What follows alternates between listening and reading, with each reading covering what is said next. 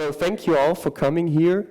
I guess, as we all know, this is a decentralized event, so one could also potentially argue the organization is a bit chaotic, but I think it's perfect, and it's what makes Aeternity also awesome. Not the chaos, of course, but the decentral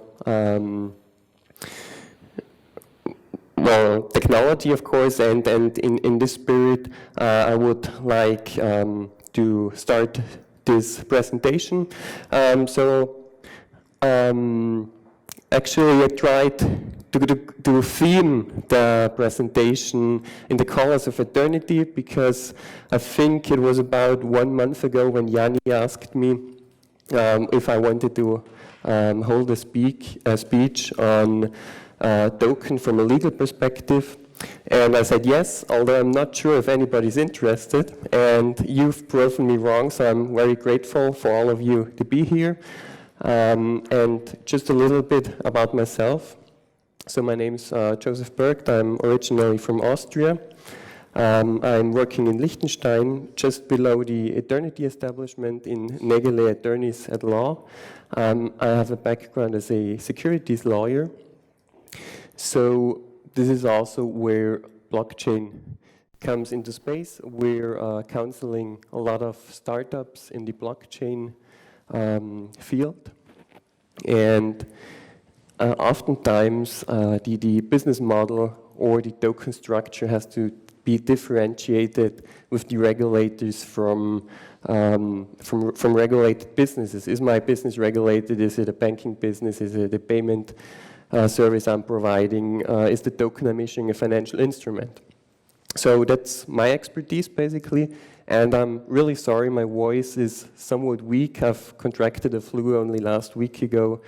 So I'm really grateful to be here and being able to give this speech. So let's move on. I'll give you a Liechtenstein overview of how tokens are treated in our regulatory framework. So here's the agenda, a short Liechtenstein overview, the legal nature of tokens in Liechtenstein, token offerings, and of course, advantages of Liechtenstein as a business location. What is happening in Liechtenstein at the moment? So let's scroll back a bit. So back in 2018, the Liechtenstein Financial Market Authority, or short FMA, approved the first security prospectus of a security token, and our law firm was actually part of preparing and drafting this prospectus. So you see, it was not only the first in Liechtenstein, it was the first prospectus in the whole European Economic Area.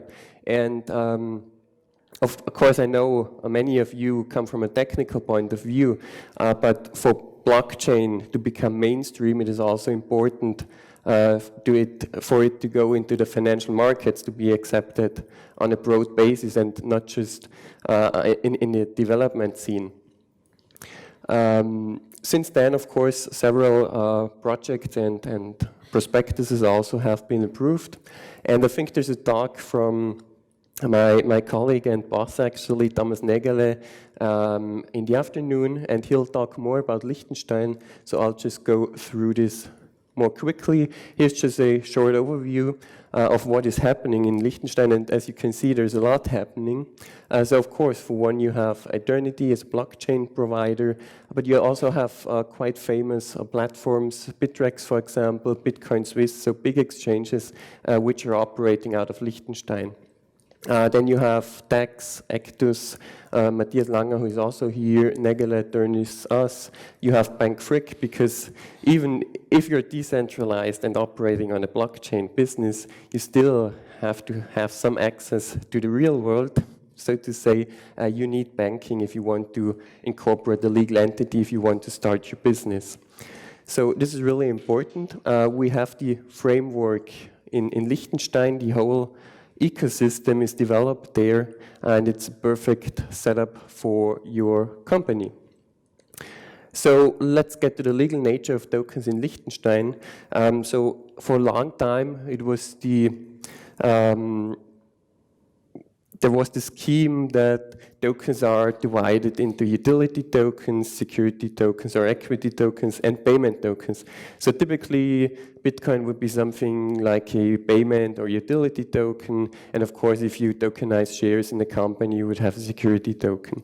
While this is essentially useful, and we're actually also using this to explain things in simple terms, the approach is not quite ideal.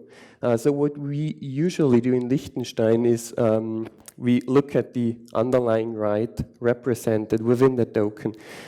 So for example, if you have a token representing a share of a legal entity, then of course it will be treated as a financial instrument. It represents a security token. And this is also what Liechtenstein tried to accomplish in its Blockchain Act, which hopefully will pass in beginning of 2020. So a token, legally speaking, not technically, either represents an underlying right or it does not. So this is, from a legal perspective, that's quite interesting, because at first you're like, why does it not represent the right? Why does it not represent anything? And that's the case with Bitcoin from a legal perspective, because Bitcoin is basically, in layman terms, just data. It's, well, software. It is treated as a commodity in Liechtenstein because there is no underlying right behind it. Its value is derived of the market development, of the purchase price, and then sell rates, basically. So we have, of course, underlying rights. It's pointed out here. If the laser pointer is working, yeah, here.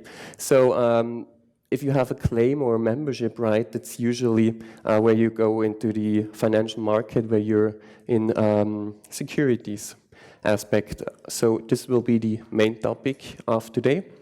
And if you look at securities in the old world, where you have a share like a physical certificate, it usually comes with three functions. So one function is the legitimization, which is the legal presumption that the person authorized to dispose of the token is also entitled to the rights encompassed within the token. And then, of course, you have the other aspect of legitimization, which is the liberation, so that debtor may make payment to any person entitled to dispose of the token with discharging effect, basically. And of course, you also have the transportation function, meaning if I give you the deed, the physical instrument, that you become the new owner. And these are things which are quite similar if you compare it to tokens. So you see where I'm heading. Tokens basically can represent anything, as discussed. Thank you for joining. With pleasure. And yeah, so a token can of course also represent a established financial product, transferable securities, for example. So I'll skip this because, as said, Thomas Nägele will discuss the Blockchain Act in more detail. So this is basically what I've mentioned already. The legal nature of the token depends on the underlying. So under MiFID, it's called, it's a directive of the European law, it's Markets in Financial Instruments Directive. You have a definition of what a transferable security is, and we lawyers like to define things. So the definition of a transferable security is basically a standardized, transferable and negotiable claim or membership right. So the important thing is it is always a claim, so be it equity or debt. If you have a share, for example, you have voting rights in the entity. If you have a bond, you have still a claim against the company. With the difference, you have a maturity date, so you pay it back with interest. So the person purchasing a token which represents a bond basically is crediting to the legal entity. And Then we also have asset-backed tokens, and they're quite interesting because that's where it really gets difficult on what the token actually is.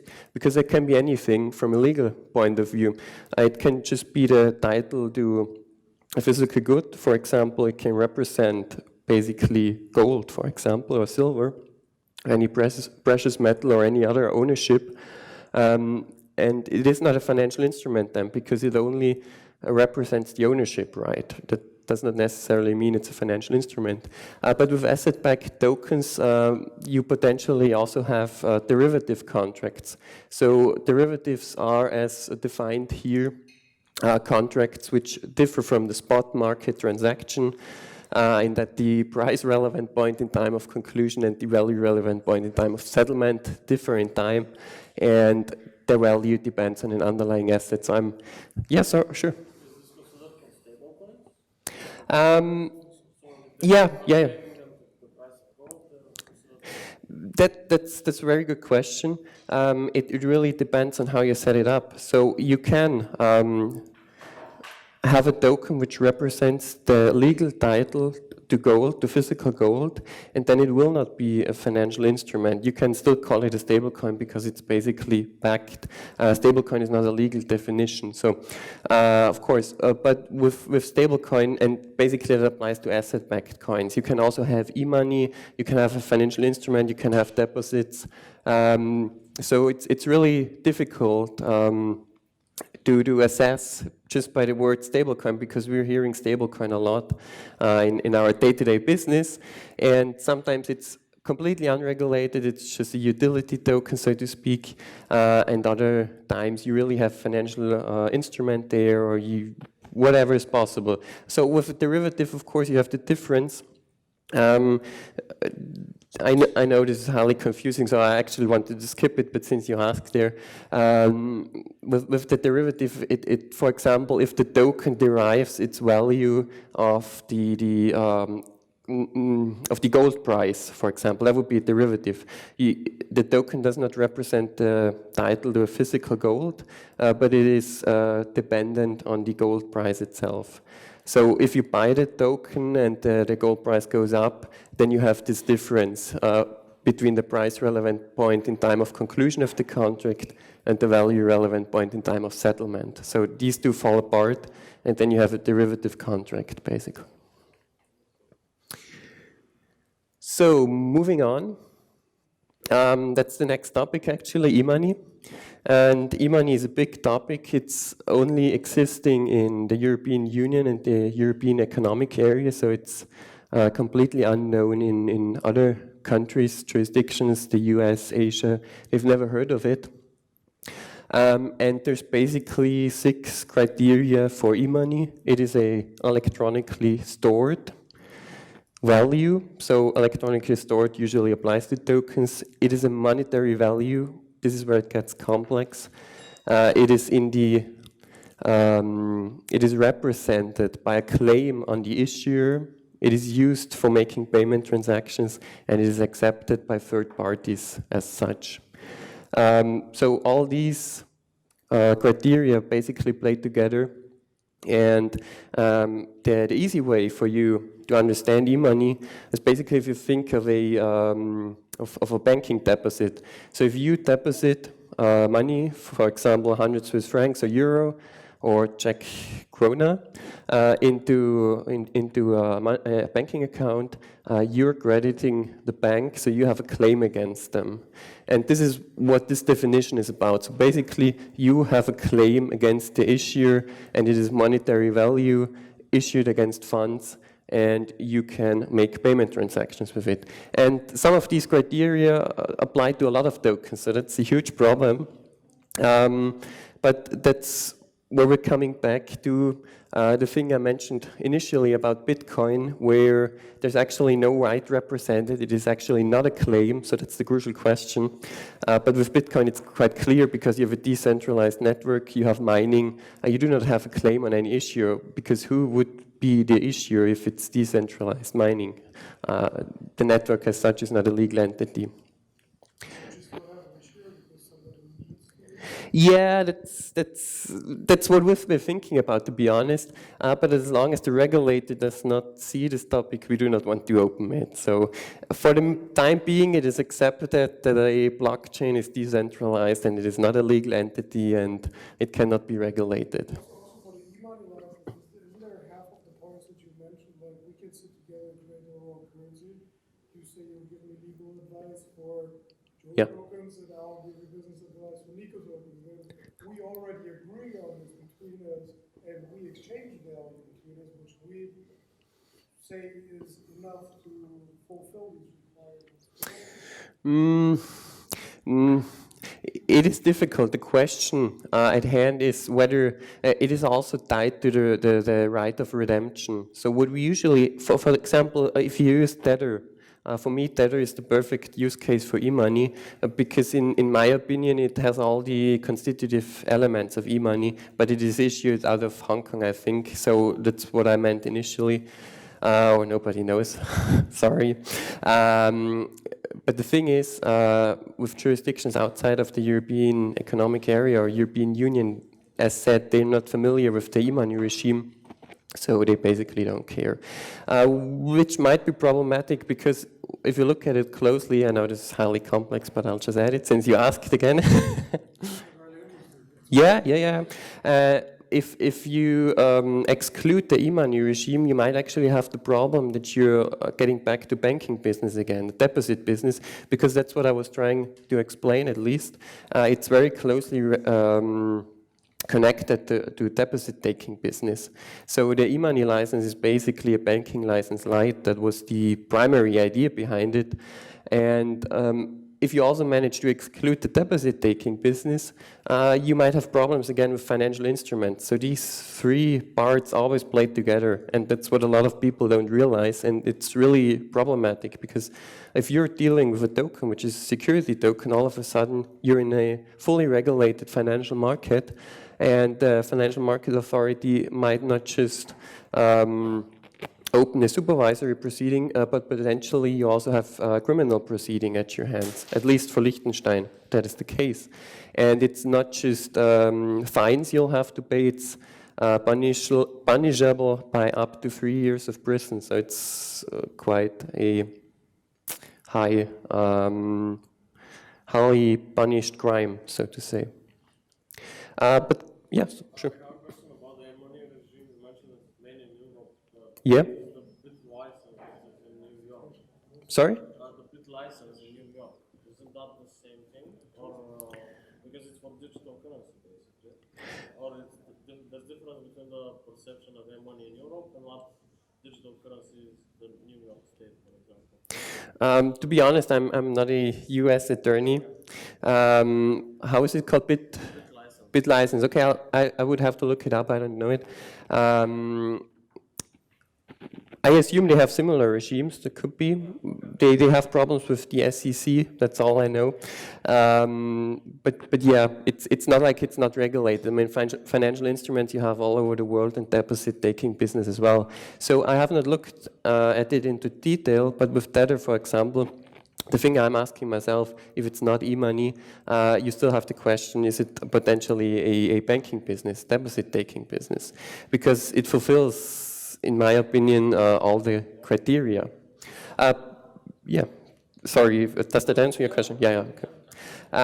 So coming back to e-money, and sorry, I don't know how much time I have. I think we have time, perfect. So coming back to e-money, as mentioned, one of the criterion, and this is a very clear one for change, is that the monetary value has to be issued against funds, meaning fiat money. So if you issue a token which is only purchasable via crypto, for example, then you're instantly falling out of the e-money regime, which might be a big advantage, because that's what we usually advise our clients, if at all possible, just issue against crypto, then you will not have to worry about this stuff, because then this is eliminated. Deposit taking falls away, e-money falls away. You only have to check if it's a financial instrument. Yeah, so that covers that slide, I think. So another thing to beware, of course, we've talked a lot about the token structure now and whether they qualify as e-money, deposits, or whatever else.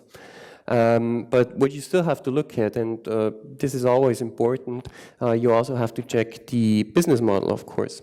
So for example, you can issue a token which only provides access to a network. It will be deemed a utility, so to say. It's treated as a commodity. It's not regulated, so you won't have a problem there. But if your platform is about B2B lending, or you have an exchange and you do settlements in fiat, then that's very likely a regulated service. You might have a payment service, you might have some sort of banking service. So even though the token structure itself is not an issue, you still have to look at the business model, which may be regulated. So coming to token offerings. Yeah, that's the securities aspect. So if you have a financial instrument, as said, the definition is of a transferable security is that it is standardized, it is transferable and negotiable. Standardized, which just means same rights are represented in the same instrument, so to say, and they're issued in a large number. You usually have that with tokens. Tokens are transferable, it's their technical nature, I'd say, and with the transferability comes also the negotiability, because you do not have to trade it on stock exchange. Even trading it on any crypto exchange, which is potentially possible, is part of the financial market. So that usually can be fulfilled quite easily.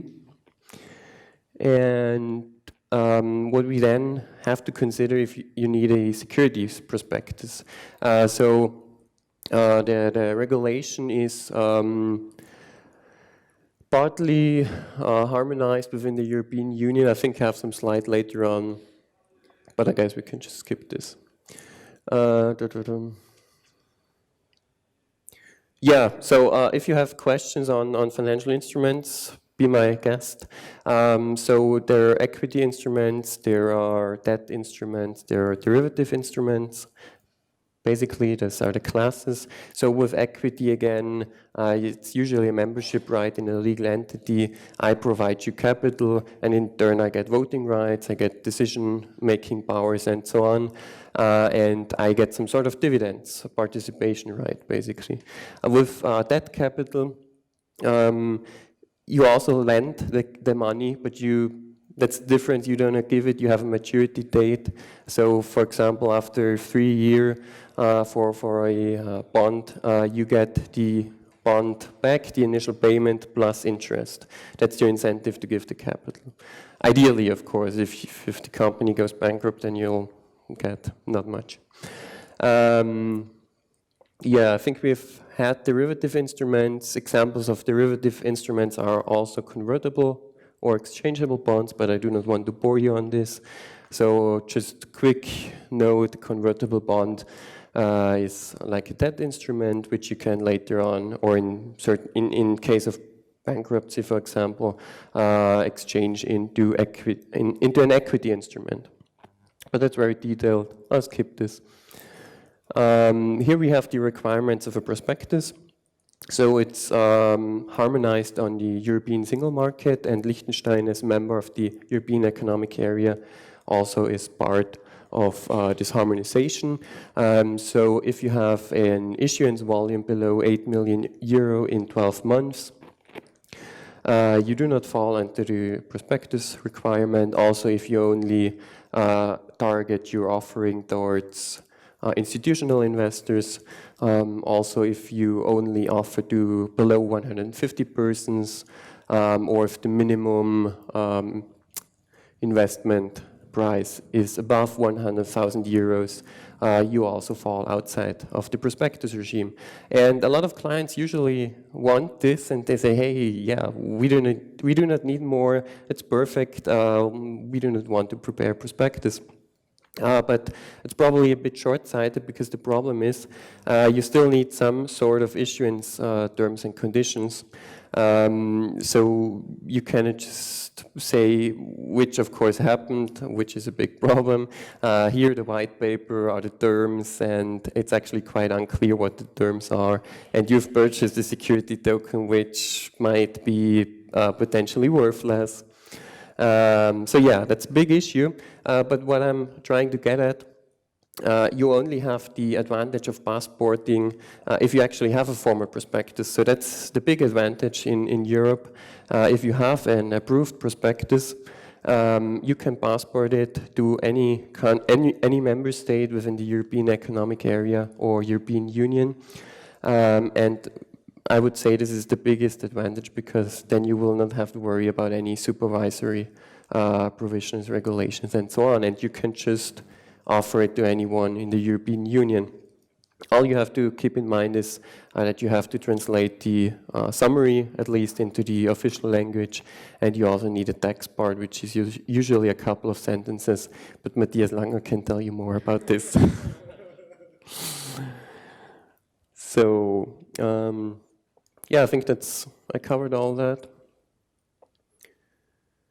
Right, that's where it gets interesting for you, I think. Yeah, sure. Can a project be established as a security based on the consensus protocol? So, for example, the proof of stake, can they be considered because of that? That's a very good question, and we've asked ourselves that a lot.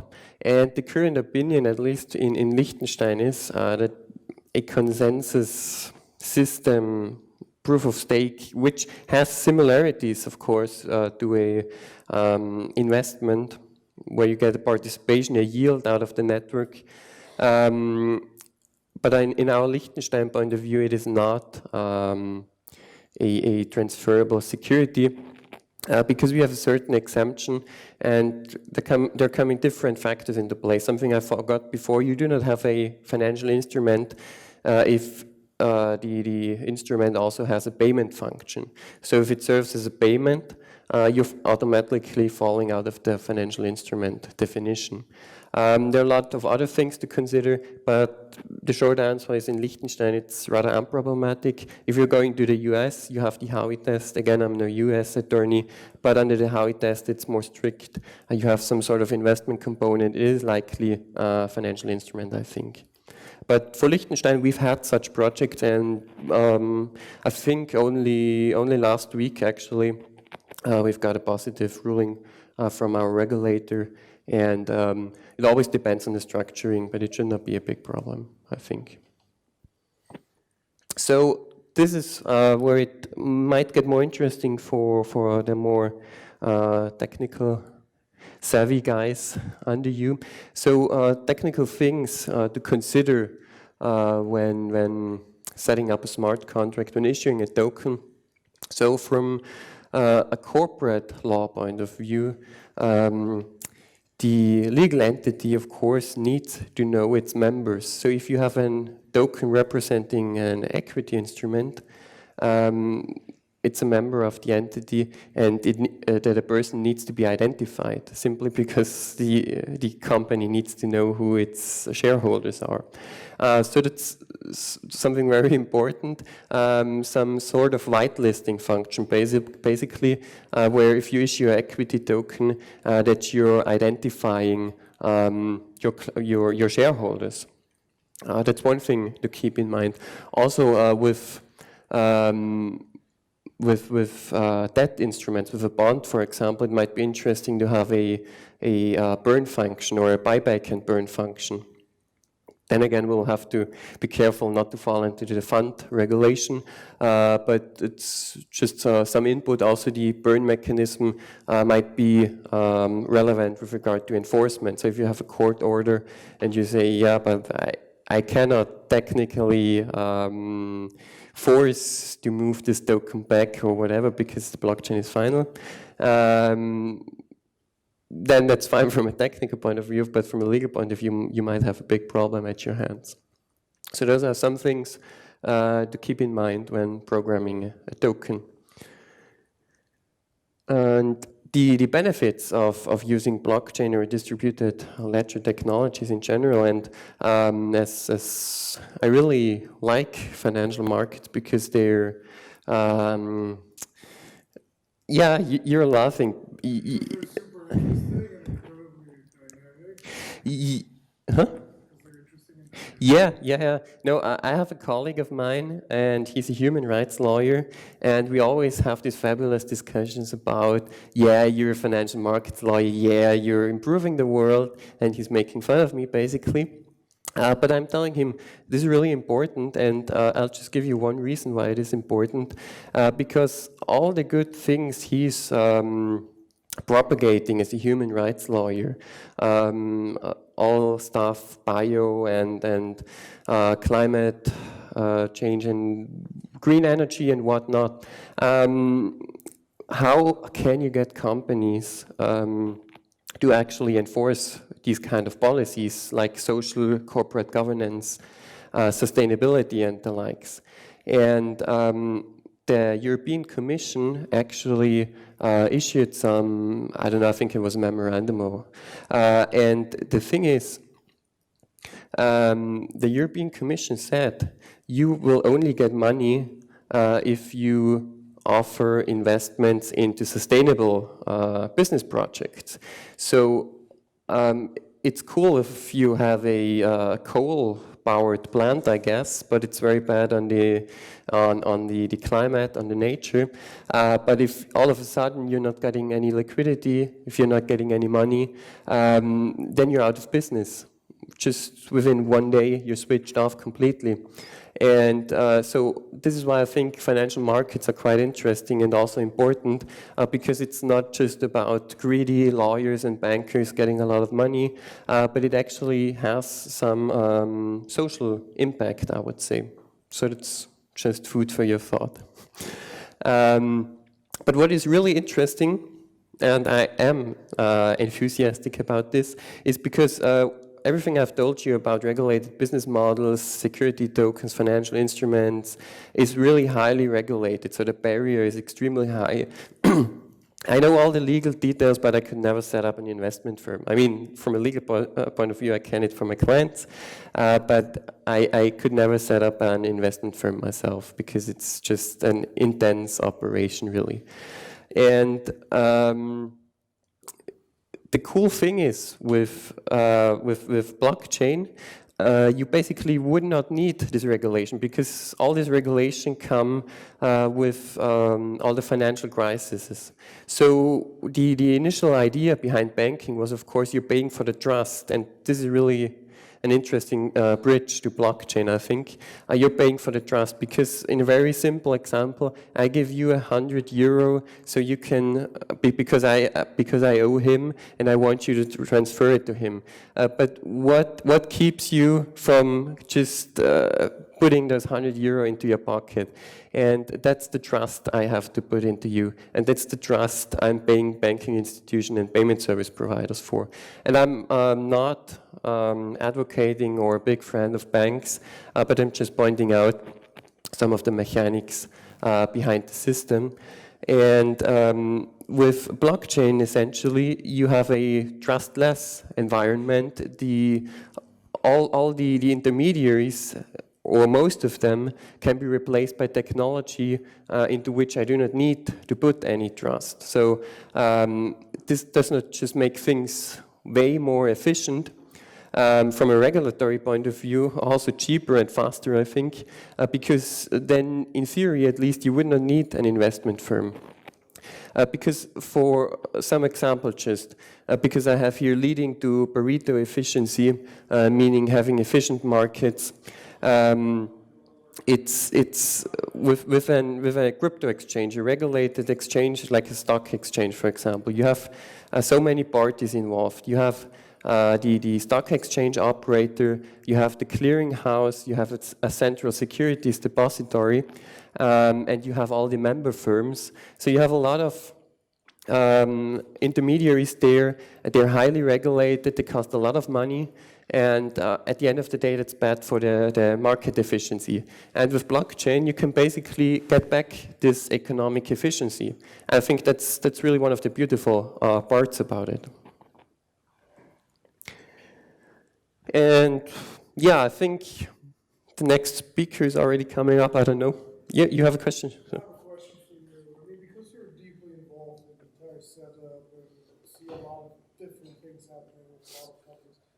what do you think is going to be the next major obstacle opportunity? I'm not sure I'm phrasing it right now. Actually, in regulatory or legal aspect of it. Yeah, I think it comes down to what I've already said. It's both an obstacle and opportunity. So the opportunity is that you need a lot less regulation, you have a lot more efficiency. The obstacle is basically getting there, making people realize that, hey, yeah, we have all this regulation and that's cool, but it does not make any sense to apply this regulation to a startup based on blockchain, for example, where I just don't need all these intermediaries because it is everything is executed by the technology, sorry.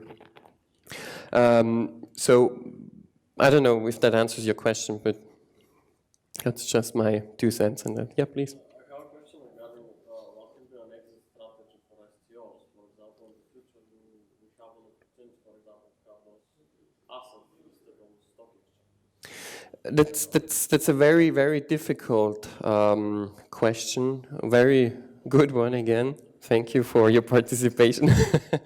No, that's actually what we've seen with in 2017 and 18. You had all those ICOs that just programmed the smart contract within 5 minutes or even faster. They collected funds, and there's good reason why they were called shitcoins, because they were worthless. And it's even worse with security tokens, because people believe, I don't know if it's because of the name, that there's some sort of security to it, but there's not, and it's essentially worse, because if there's no business model behind it, it's still worthless, and now you're sitting on a worthless instrument which you cannot even trade, because all the other tokens you could at least trade on crypto exchanges, and there are a lot of projects, but as of this moment speaking, there are no, and I have to put emphasis on this, absolutely no regulated intermediaries, stock exchanges in this case, which are trading security tokens. So you can use decentralized exchanges, yes, but you have no regulated intermediaries. So it's really high or a big problem with regard to the mainstream market acceptability. So here's just one last thing. We've gone a bit off track. So the offering itself should not be confused with the distribution. So just because you have a securities prospectus which you can offer, does not mean that you can trade it. This is what I basically just said. You need to have a highly regulated structure in place in order to be able to trade in financial instruments, even if they're tokenized. So here's the last topic, advantages of Liechtenstein for carrying out an STO, and I think I've mentioned most of them already.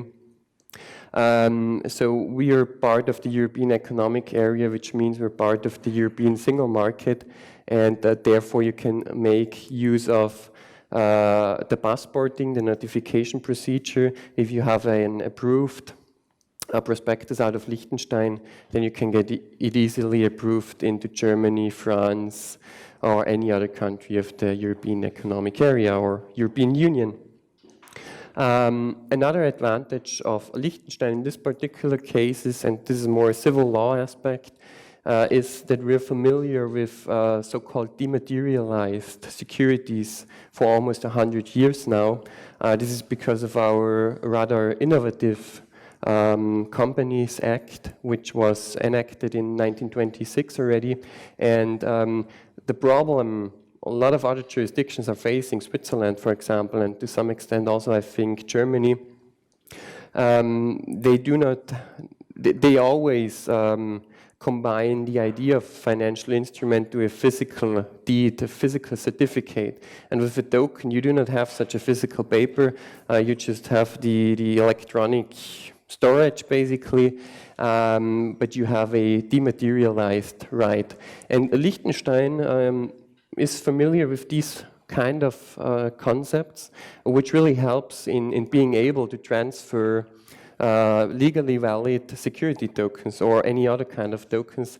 And that's also what the Blockchain Act is all about, creating an ecosystem on how to transfer and transfer tokens and give legal certainty to a whole ecosystem and not just regulate certain parts of it, not just regulate security tokens, payment tokens, utility tokens like other jurisdictions try to do.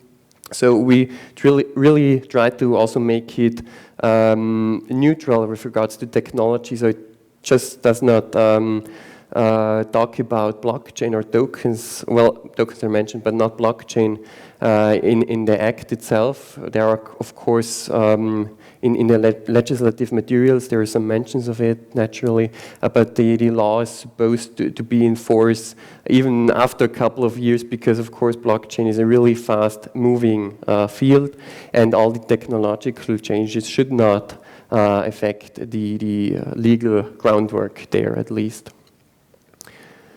So I think that covers the most relevant advantages of Liechtenstein with that regard. We've covered all of this already. Of course, the idea of the Blockchain Act is the creation of legal certainty, and we'll see how this works out next year, hopefully. And I think we're through. So if you have any questions, you can either contact me or feel free to ask me now. Thank you very much. I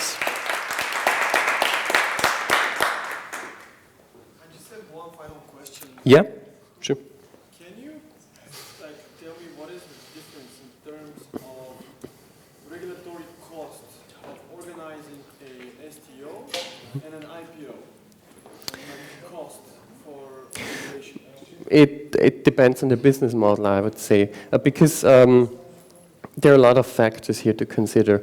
The first thing is you have to ask yourself if a security token offering really makes sense, because at the end of the day it might be more expensive than doing a standard fundraising. No, not an IPO, but a fundraising. I think with an STO, two things are intermixed, the IPO and the normal fundraising. Because if you have a local bakery and they need some equipment for which they do not have the money, they can issue equity instruments, they can issue debt instruments or whatever. And if they go above the mentioned thresholds, then they will need a prospectus, otherwise they won't need a prospectus. But that's something you can do in the traditional world. And with the security token, you have to ask yourself if it's really worth, just because I know, for example, if you're very tech savvy, I know how to program a security token. You still have to ask yourself, does it make any sense cost-wise? Because at the end of the day, for, let's take the local bakery, it is easier to just issue a standard instrument, because you don't have to worry about all the tech costs, the tech IT audits, so the smart contract really represents the right it's supposed to represent pursuant to the conditions. But of course, and that's an advantage, I think, with an STO we have somewhat of a hybrid between an IPO and the normal fundraising, or it can be both to some extent.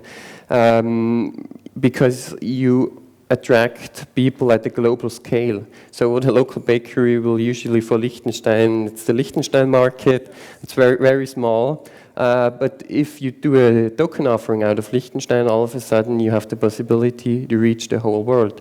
So I think that's one of the possibilities. I would not say that one is better than the other. You really have to look at your business case, what makes sense, cost-wise especially. Okay. Thank you. Any other questions? No? Perfect, thank you.